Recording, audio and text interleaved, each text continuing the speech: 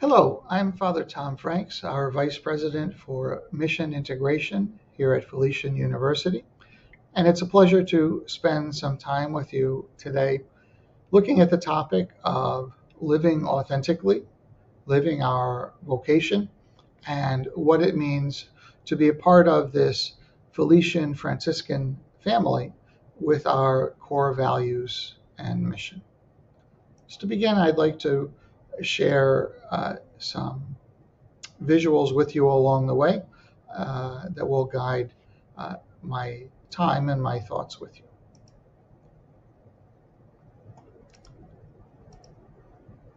So as you see again here, we're looking at living our Felician Franciscan values. I'd like to begin with something from one of my favorite saints or heroes in my religious and personal life.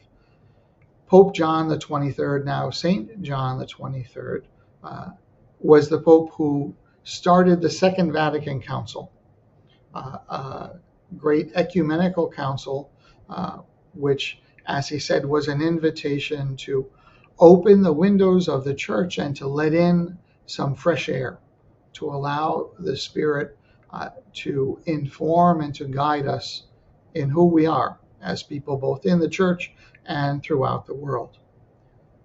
John the 23rd wrote a diary daily, which has been published as a book now, The Journal of a Soul. And in one of his journal passages, John the 23rd wrote, on the feast day of St. Aloysius, I am not St. Aloysius, nor must I seek holiness in his particular way, but according to the requirements of my own nature, my own character, and the different conditions of my life. If St. Aloysius had been as I am, he would have become holy in a different way. In other words, it's important as we think about inspiring figures, holy figures, those who we see as mentors or guides or models, that we're not just replicating who and what someone else was and did. We take their example and we make it our own. And that, I think, is, as we look at this section, perhaps the most important lesson to take away as you hear about figures and stories and experience. We're all called to a different vocation, and we take those examples, but we make them our own. In my story, and I think for all of us in thinking of vocation, there are three steps or three stages. And you see three photos before you. The first one on the left is a picture of friars from years past in my Capuchin Franciscan community. And the first part of my story, and I think all of our stories, is being inspired by people around us. The friars ran my home church, my home parish. And as I saw how they interacted, how they lived and prayed and worked together, what the parish was like, how they found or had joy in their lives, it was something that I wanted for myself. So I think for all of us, for all of you, the first part of our vocation, your vocation, is identifying those figures that are models or mentors or guides along the way. The second part is the middle picture there, an icon of St. Francis of Assisi.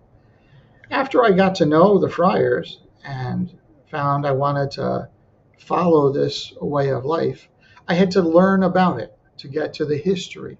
And the friars were founded by St. Francis of Assisi, whom I'll speak about more in just a moment.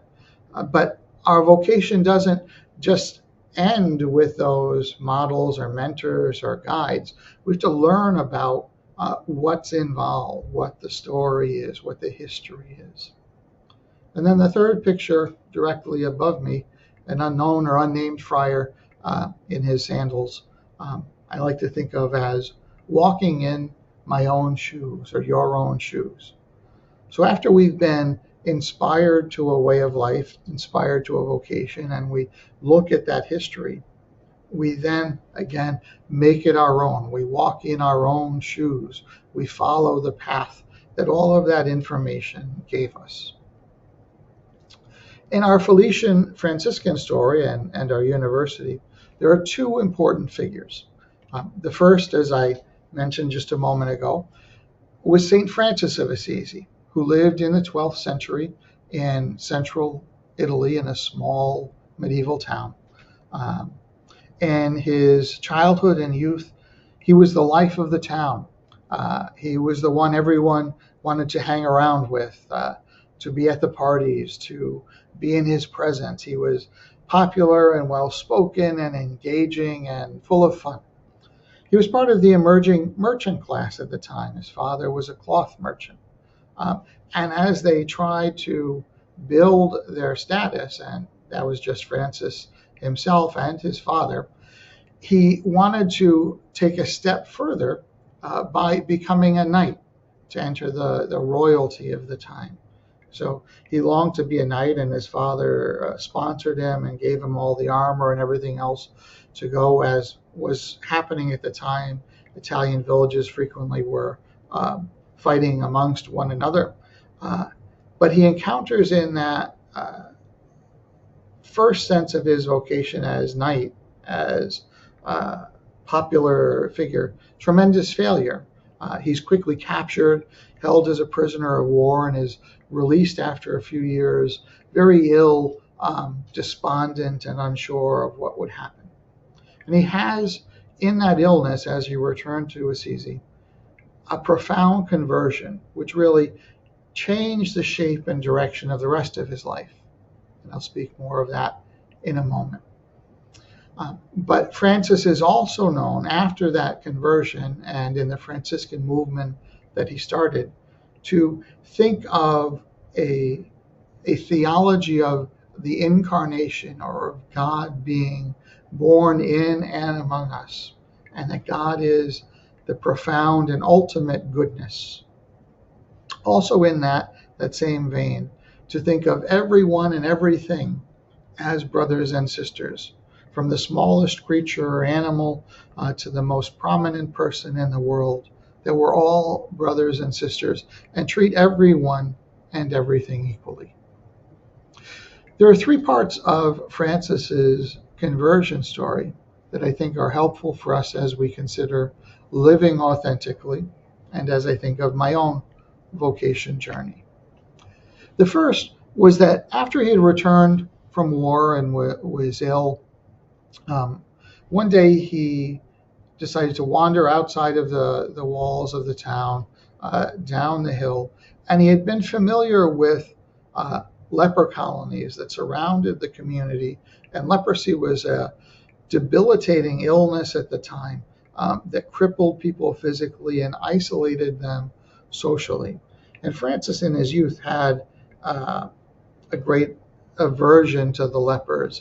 When he heard them ringing their bells as they announced where they were, he would avoid them at all costs. But as he was out in the town, outside of the town that day, rather than or despite his fear, he approached and saw in that leper the face of God, and embraced the leper whom he previously had avoided. And I think this, for our vocation, for my own vocation, involves two acknowledgments. One, we recognize ways in which we might be the leper or the outcast within ourselves. And secondly, recognizing that experience for so many others, the marginalized, the left behind, those who were thought of as different or to be avoided. And this, within our community, to live authentically in our values, invites us and calls us to take in the leper, however or whatever that might mean in our community, not to separate people out or to leave them out, and to do whatever we can to extend our embrace beyond ourselves. The second critical part of Francis's conversion story happened in a dilapidated church, again in those years of his illness. The church was San Damiano, and it was halfway down the hilltop of Assisi. And it was broken down, as you see in one of those pictures from a movie. And in the middle of that church was the cross, which is famously known now as the San Damiano cross. It's a painted cross directly above me, and you'll see this around campus in many spots. Francis, as he prayed in that broken down church and prayed before that cross, heard the voice of God calling him to rebuild my church. And I think what's especially helpful for us in his hearing that vision was that he didn't get it right in the first go. When he heard that call from God, he thought, oh, this means fix this broken down church that's before me. So he used his father's money and he gathered people, and the townspeople thought he was a bit crazy for doing it, but he fixed that physical church.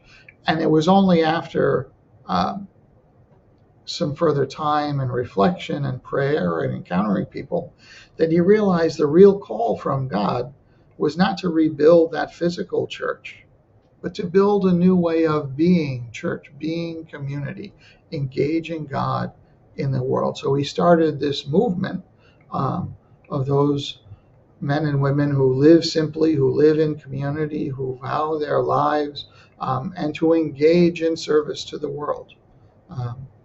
He became a transformative presence, and this invites us to do the same. This second part of his conversion calls us to ask what might be in disrepair in our community, in our family, in our university, in our world. And what can we do? What actions can we take to make change, to build, to fix, to repair what might be broken? And then the third part of his conversion and all that followed was, I said already, Francis had this deep sense of being brother and sister with everyone and everything. In the Felician world, we call this fraternitas, having right relationship with those around us. It begins with, as I said already, an incarnational theology, seeing God in everyone, seeing the good in everyone, looking to every person as a sister and a brother. And when we think about relationship and connection, to be focused on justice that is restorative, in other words, that makes people their whole and best selves, rather than the inclination society has to be retributive or punishing, to think that people owe what is due. We don't forget about that, but we try to help people become their whole, restored, complete selves. And this finally invites us to see and ask, what are relationships we may have that need to be mended or to created? And how can we build connections in our school and in our world? So these three things, I think, for me as a Franciscan, are critical to what I think calls me to this life of a Franciscan friar, being a priest and brother, and can be a part of what inspires us in our Franciscan heritage as a university. The other very important figure is Blessed Mary Angela Trzaskowska. And you see the dates of her life there. She lived in the 1800s. She was the oldest of 7 children to a family in Poland.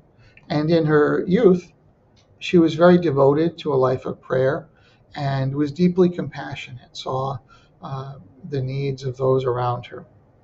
She first entered the Society of St. Vincent de Paul, which is and continues to be an organization that provides food and housing, clothing, goods for people who might be in need. Also, very importantly, as she grew into her adulthood, she had a spiritual director, a mentor, Father Honorat Kosminski. And this is another important part for my story, and I think I'd offer for yours. Um, we don't journey alone. We need friends who are not just friends or companions that we socialize with, but people we can have earnest and real conversation with, to think about who we are and where we're going and what we're about. Father Honorat was a Capuchin friar from my community back in that time, and he encouraged Mary Angela to not only do the work she was doing for orphan girls and for elderly women, but to found a new religious community based on the values and the ideals of St. Francis of Assisi, what I mentioned before. She started what came to be known as the Congregation of the Sisters of St. Felix of Cantalice, or the Felician Sisters. And they got this name from her gathering the children and praying each day in the town center where there was a statue of St. Felix. So that is the namesake of the sisters and our university. And she started this community to be both active and contemplative. Very often we can lean toward one or the other of these sides of life, the active, the engaging, to be busy at work or in ministry or in care for others, or to be contemplative, to be quiet, to be in prayer. And the Felician sisters from Mary Angela onward have held both of these in high esteem and together, that we're called to be both active and contemplative. The Felician sisters from Blessed Mary Angela onward have spread throughout the world. It came to the United States actually 150 years ago, and there are 30 ministries of the sisters throughout the United States and all around the world. And they're all united by these common core values, the core values we have as Felician University: respect for human dignity, compassion, transformation, solidarity with people in need, and the pursuit of justice and peace. And again, both for yourselves and for some of my own vocation story, these core values can guide what it means to live authentically in our day-to-day life and in our world. So respect for human dignity. This is the start of Catholic social teaching, or what Catholicism says is the way that society is rightly built. And it's the idea that everyone has a dignity or a worth, a sacredness that comes not from a job or activities or a position or a relationship, but simply by being, by profoundly being in the image and likeness of God, that everyone has a dignity that is due to them. And we're called to act in radical love out of that dignity, to give even more than what is just ordinarily due to another person. And we can express this in all parts of our lives. It's not just about personal relationships, but having this sense of human dignity impacts what your field of study looks like, how you engage as a nursing student or an education student in the arts and sciences, whatever your pursuit in your future might be, and it impacts how you engage with your peers. Our second core value is that of compassion, coming from the Latin, literally meaning to suffer with. And this value begins with first seeing that someone before us is suffering. We have to have our eyes opened, like Francis before the leper whom he embraced. And then after seeing, we act, not simply in empathy, but with a profound connection, awareness, a real feeling of what others are going through. And I think to my formation, the process of my becoming a friar, which took the course of approximately 12 years. After 4 years of college, you have 4 years of master's work in theology to study philosophy, and you go on different assignments before becoming a fully professed friar. And they sent us on cross-cultural experiences. So from my first year in East New York, Brooklyn, to then where in Brooklyn I served in a hospital and a school, out to rural Wisconsin for what was a year of prayer, but I still had ministry, working in a homeless shelter overnight for those suffering from domestic violence, to being missioned to northern Canada, to the Diocese of Moosonee, all the way up at the top of the map at Hudson Bay, serving with the native communities in that area, to Costa Rica and Nicaragua, both to study culture and language, and to experience the ministry of the friars and the life there. That my formation was about seeing people in their various struggles and places in life and being able to hopefully relate to, connect to that more profoundly. We're all invited, you're all invited to recognize the suffering of individuals and of our world, and to look for how we're called to respond to that. Our third core value is transformation. We're all called to change. We're all called to a process of redemption.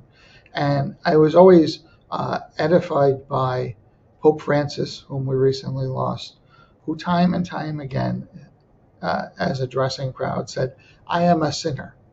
Here, this very holy man, the leader of the church, acknowledged that all of us have weaknesses, things that we need to grow and change and transform to be our best selves. And this is a long process. Again, I mentioned it was a long process for me to become a friar. It's a long process for you as you go through school. And, even once you get your diploma, you're still growing in your profession. And as we go out in our adult lives, we're still growing and transforming into the women and men whom God calls us to be. And we're asked to attend to the many conversions of our lives, our attitudes, our actions, our work, our charity, our service, that we're becoming the very best selves that we can be, those people whom God wants us to be. Our fourth core value is solidarity with people in need. And importantly, the Felician sisters, a number of years ago, changed the wording of this value from solidarity with the poor to solidarity with people in need. And this is in part so that, we don't recognize or think of people primarily because of their condition or circumstances, but think of them firstly as people, as precious in God's eyes, as having that dignity I already spoke of. And this change to solidarity with people in need recognizes that there are many types of poverty in the world. There's not only physical or financial poverty, but emotional, spiritual, psychological. There are countless ways in which poverty impacts each of us and all around us. Psychology speaks of a hierarchy of needs, that we have to attend to the most basic needs, like food and shelter and warmth and care, so that we can then attend to needs that are higher up the pyramid, relationships, spiritual awareness, relaxation, everything, all of the types of needs we have in our lives. But solidarity with people in need calls us to look at everyone around us and look at ourselves and see, are we attending to the needs in our lives at all of those levels? And are there more ways that we can do so? And Do we see this in people around us? And does it impact, as I suspect it does, your chosen area of study? Are you becoming a nurse to tend to those medical needs of people in our society, an educator to teach the youth, engaging the arts and sciences to see that beauty that these offer, business to care for those, assist in their financial well-being. And then the final core value we have is the pursuit of justice and peace. I already spoke about retributive or punishing justice that abounds in our world. And we try to focus instead on the opposite, which is mercy. We look to have a healing justice rather than a harming justice. And we look to the issues of the world. And again, in my own experience as a friar, I've been blessed to work in the area of justice and peace. And we look to this in terms of political justice, social justice, community justice, ecological justice, all of these ways that there are issues that need to be tended to improve our community, to improve our world, and to be a people that live in real peace. I'd like to close our brief time together with another story and a passage from Scripture. Very often, I'm asked in classes and in other occasions, how did I know that I was called to this life to be a friar? What did this mean? And again, as I think I've already mentioned, it's not a dramatic vocation story, a booming voice from God or an apparition before me. But I'd like to share a scripture story from the Old Testament. It's part of the story of the prophet Elijah. And Elijah had been called to bring a message to the people of Israel. And he had been rejected, cast out from the town. The story is in the first book of Kings, chapter 19. It says, Elijah walked 40 days and 40 nights to the mountain of God, Horeb. There he came to a cave where he took shelter. But the word of the Lord came to him, "Why are you here, Elijah?" He answered, "I have been most zealous for the Lord, the God of hosts, but the Israelites have forsaken your covenant. They have destroyed your altars and murdered your prophets by the sword. I alone remain, and they seek to take my life." Then the Lord said, "Go out and stand on the mountain before the Lord. The Lord will pass by." There was a strong and violent wind, rending the mountain and crushing rocks before the Lord, but the Lord was not in the wind. After the wind, an earthquake, but the Lord was not in the earthquake. After the earthquake, fire, but the Lord was not in the fire. After the fire, a light, silent sound. When he heard this, Elijah hid his face in his cloak and went out and stood at the entrance of the cave. A voice said to him, "Why are you here, Elijah?"